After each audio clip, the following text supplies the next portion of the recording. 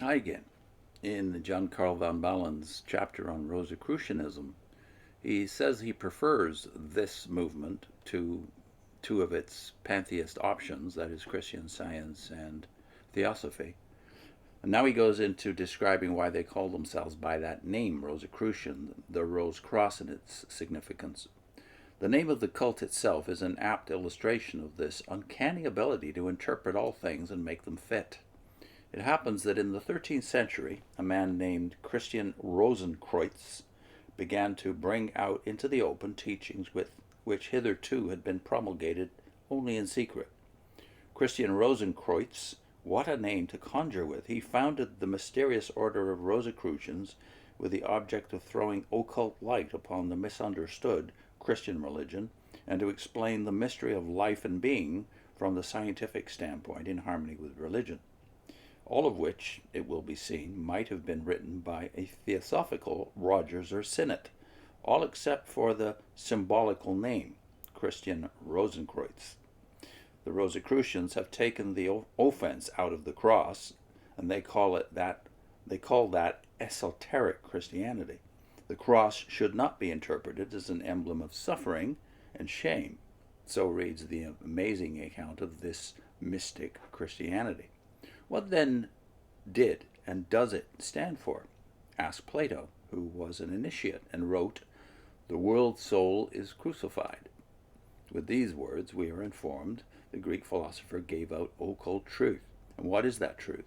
That the cross is symbolical of the life currents vitalizing the bodies of plants, animals, and man. It is symbolical of man's past evolution, present constitution, and future development. The mineral kingdom ensouls all chemical substance of whatever kind, so that the cross, of whatever material it is made, is first symbol of that kingdom. The upright lower limb of the cross is the symbol of the plant kingdom, because the currents of the group spirits which give life to the plants come from the center of the earth, where these group spirits are located and reach out toward the periphery of our plant and into space. The upper limb of the cross is the symbol of man, because the life currents of the human kingdom pass downward from the sun through the vertical spine. Thus man is the inverted plant, for as the plant takes its food through the root, passing it upward, so does the man take his nourishment by way of the head, passing it downward. The plant is chaste, pure, and passionless, and stretches its creative organ, the flower, chastely and unashamed, toward the sun, a thing of beauty and delight. Man turns his passion-filled generative organ toward the earth. Man inhales the life-giving oxygen and exhales the poisonous carbon dioxide. The plant takes the poison exhaled by man, building its body therefrom, and returning to us the elixir of life, the cleansed oxygen. Between the plant and the human kingdom stands the animal, with the horizontal spine, and in the horizontal spine the life currents of the animal group spirit play as they circle around the globe. Therefore, the horizontal limb of the cross is the symbol of the animal kingdom. The animal, which is symbolized by the horizontal limb of the cross, is between plant and man. Its spine is in horizontal position, and through it play the currents of animal group spirit which encircle the earth. To keep him steadfast and true through adversity, the rose cross holds aloft as an inspiration the glorious consummation in store for him that overcometh, and points to Christ as the star of hope, the firstfruits, who wrought the choicest of all gems, the philosopher's stone, while inhabiting the body of Jesus. This is all straight from the Cosmo Conception, the Max Heindel book that was referred to at the beginning. This then interprets the Rosicrucian emblem, the cross as well as the star against which it stands, while the garland of roses around the center of the cross points to yet another symbolism. And here we go back to the book. In the form where it is represented with a single rose in the center, it symbolizes the spirit radiating from itself the four vehicles, the dense, vital, and desire bodies plus the mind, where the spirit has drawn into its instruments and become the indwelling human spirit. Van Baalen says, but there was a time when that condition did not obtain, a time when the threefold spirit hovered above its vehicles and was unable to enter. Then the cross stood alone, without the rose, symbolizing the condition which prevailed in the early third of Atlantis. There was even a time when the upper limb of the cross was lacking, and man's constitution was represented by the Ta, T-A-U, the letter capital T, really, the way it looks in English. That was in the Lemurian epoch, when he had only the dense, vital, and desire bodies, but lacked the mind. Then the animal nature was paramount. Man followed desire without reserve.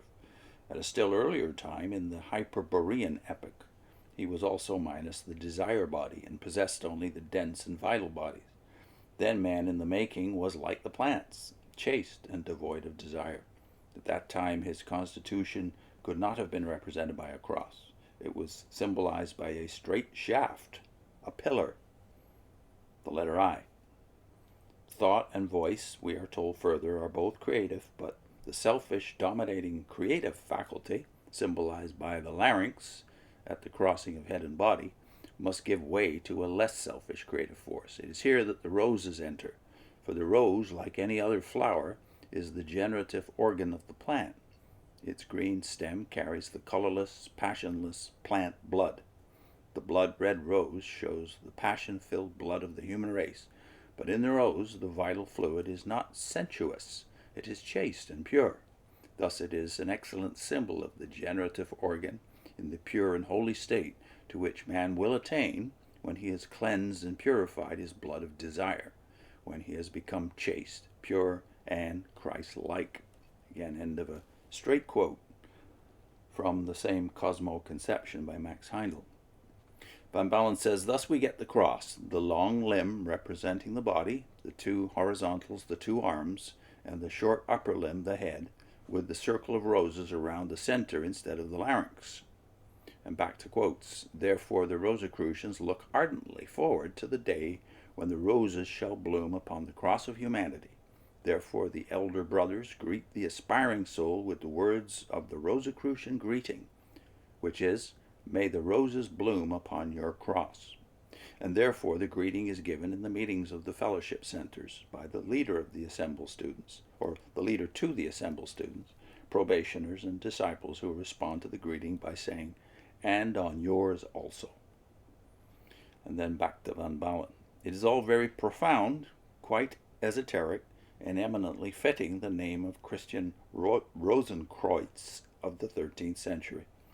Perhaps, though, the name was not quite as accidental as an outsider might surmise. We are told that this Mr. Rosenkreuz, or rather the ego dwelling in him, was already then a high spiritual teacher. His birth as Christian Rosenkreuz merely marked the beginning of a new epoch in spiritual life in the Western world, and he has since that day, quote, taken a new body when his successive vehicles have outlived their usefulness or circumstances render it expedient that he changes the scene of his activities. He inspired Bacon's works, although through an intermediary, and he enlightened the mystic Jacob Boehme, that is Boehme. He is also embodied today, an initiate of high degree, an active and potent factor in all affairs of the West, although unknown to the world. That, by the way, was originally printed in 1909, but it's still there in later editions of the Cosmo-Conception. So whoever he was, it's not been clarified. In accordance with such symbolism, Christian emblems of long standing are made to fit in. Quote, in esotericism, the cross was never looked upon as an instrument of torture, and it was not until the 6th century that the crucified Christ was shown in pictures.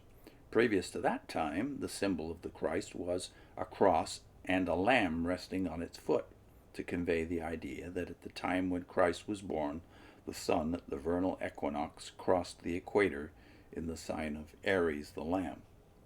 Some claim that the vernal equinox at his birth was really in the sign of Pisces, the fishes, and that the symbol of our Savior should have been a fish. It is in memory of that dispute that the bishop's mitre still takes the form of the head of a fish. And that's the end of the quote from Rosicrucian philosophy. And then von Baalen ends this section by saying the Apostle John evidently lacked this occult information, and in his ignorance interpreted the lamb in Old Testament style as a sacrifice that takes away the sin of the world. And the early Christians, who for fear of being betrayed to the enemy, drew a fish in the sand to see if there were an understanding response, interpreted the symbol of the fish as follows. That is iktos, a Greek word for fish. And the letters symbolize Jesus, Christos, Theo, Huos, Soter, that is Jesus Christ, God's Son, Savior. I'll attach a document we did years ago and turned into several videos. The cross in the Old Testament. This is one of those videos from our cross playlist, by the way, which also includes other so-called pagan influences on Christianity. But the cross document had embedded in it an appendix. Jack Finnegan, the famous archaeologist, talking about the cross in the Old Testament, specifically in the book of Ezekiel, that taw that was put on the heads of those being saved in the 6th or 7th century BC. See you next time.